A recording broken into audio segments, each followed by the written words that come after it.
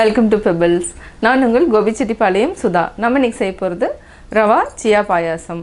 அதாவது ரொம்ப எளிமையாக செய்யலாம். அதாவது ரவா வந்து நம்ம ஜாஸ்தி எடுக்கக்கூடாது. இந்த பாயாசத்துக்கு கொஞ்சம் கம்மியாக, அதாவது சின்ன கப் அளவுக்கு ஒரு 25 to 40 கிராம்ஸ் அளவுக்கு எடுத்தாலே போதும். இதுக்கு 1/2 லிட்டர் மில்க் யூஸ் பண்ணி செய்ய போகிறோம். வாங்க எப்படி செய்கிறதுன்னு பார்க்கலாம்.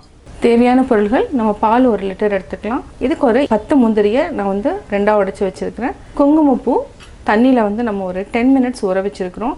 இதுக்கு ஒரு 20 திராட்சை எடுத்துக்கலாம். ரவை வந்து ஜாஸ்தி எடுக்கக்கூடாது. இது வந்து என்னென்னா ஒரு 25 to 40 கிராம்ஸ் அளவுக்கு தான் நான் எடுத்துருக்கிறேன். சியா சீட்ஸ் வந்து 2 டேபிள் ஸ்பூன். 1 கப் அளவுக்கு சுகர் எடுத்துக்கலாம். அதாவது உங்களுக்கு ஸ்வீட் ஜாஸ்தி வேணும்னா இன்னொரு 1/2 கப் எடுத்துக்கலாம். நான் கம்மியாக தான் யூஸ் பண்ணுறேன். 1 கப் இருந்தாலே போதும். இப்போ எப்படி செய்கிறதுன்னு பார்க்கலாம்.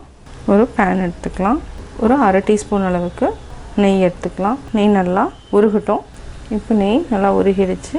முந்திரியை கோல்டன் ப்ரௌன் வர வரைக்கும் நம்ம ஃப்ரை பண்ணிக்கலாம்.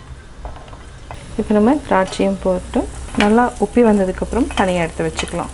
இப்போ திராட்சை கொஞ்சம் பலூன் மாதிரி உப்பி வருது. இந்த ஸ்டேஜில் நம்ம எடுத்து தனியாக எடுத்து வச்சுக்கலாம். அதே கடாயில் நம்ம ரவையை வந்து வறுத்துக்கலாம். இது வந்து நல்லா ரோஸ்ட் பண்ணிடணும்.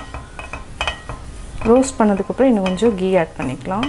இப்போ நம்ம ஒரு 1/4 டீஸ்பூன் அளவுக்கு கீ ஆட் பண்ணிக்கலாம்.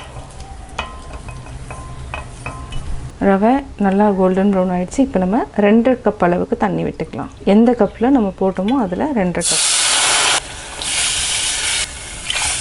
நல்லா வேகணும். சிம்மில் வச்சுட்டு நல்லா வேக வச்சுக்கலாம். ஹை ஃப்ளேமில் வைக்க வேண்டாம். இதுக்கு என்னென்னா 3 ஏலக்காயை நம்ம ஆட் பண்ணிக்கலாம். இதை தட்டி வச்சுருக்கிறேன். இதை நம்ம அப்படியே ஆட் பண்ணிக்கலாம். பார்த்திங்கன்னா ரவை நல்லா வெந்துடுச்சு. இப்போ நம்ம பால் ஆட் பண்ணிக்கலாம். இது ஃபுல் க்ரீம் மில்க்கு. இதை நல்லா சுண்டணும். அதாவது மினிமம் ஒரு 50 to 100 ml வரைக்கும் நல்லா சுண்டுனா அந்த டேஸ்ட் வந்து நல்லாயிருக்கும். இது நல்லா கொதித்து சுண்டினதுக்கப்புறம் நம்ம சியா சீட்ஸும் சுகர் ஆட் பண்ணிக்கலாம். இது பச்சை கற்பூரம் கொஞ்சமாக நம்ம ஆட் பண்ணிக்கலாம். இந்த பச்சை கற்பூரம் ஆட் பண்ணுற டைம் என்னென்னா நெய்வேத்தியத்துக்கும் நம்ம யூஸ் பண்ணிக்கலாம்.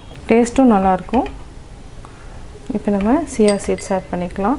இது ரொம்ப நல்லது, உடம்புக்கு குளிர்ச்சி. இது இல்லைன்னா சிரோஞ்சி, அதுவும் நம்ம ஆட் பண்ணிக்கலாம். குங்குமப்பூவை நம்ம வந்து தண்ணீர் ஊற வச்சுருக்கிறோம். இதுவும் ஆட் பண்ணிக்கலாம். அடுத்தது சர்க்கரை. இது நல்லா மிக்ஸ் பண்ணி விடுங்க. 1 நிமிஷம் வரைக்கும் நல்லா கொதிச்சாலே போதும்.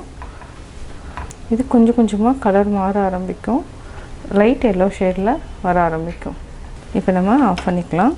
இது வந்து கரெக்டாக இருக்கும். இப்போ நம்ம வேறு பாத்திரத்தில் மாற்றிக்கலாம்.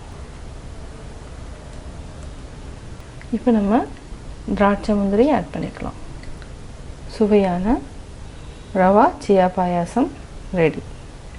ரவா சியா பாயாசம் எப்படி செஞ்சீங்கிறது பார்த்தீங்க. நீங்களும் வீட்டில் ட்ரை பண்ணி பார்த்துட்டு உங்களுடைய கமெண்ட்ஸ் எனக்கு சொல்லுங்கள். லைக் பண்ணுங்கள், ஷேர் பண்ணுங்கள். மறக்காமல் பெபிள்ஸ் தமிழ் சேனலையும் கோபி சுதா சேனலையும் சப்ஸ்கிரைப் பண்ணுங்கள். என்னோடய குக்கிங் வீடியோ முடிஞ்சதுக்கப்புறம் பார்த்தீங்கன்னா ஒரு திருக்குறள் வந்து நீங்கள் பார்க்கலாம். உங்கள் குழந்தைகளுக்கு நீங்கள் சொல்லித்தரலாம். பொய்மையும் வாய்மை இடத்த புரை தீர்ந்த நன்மை பயக்கும் எனின்.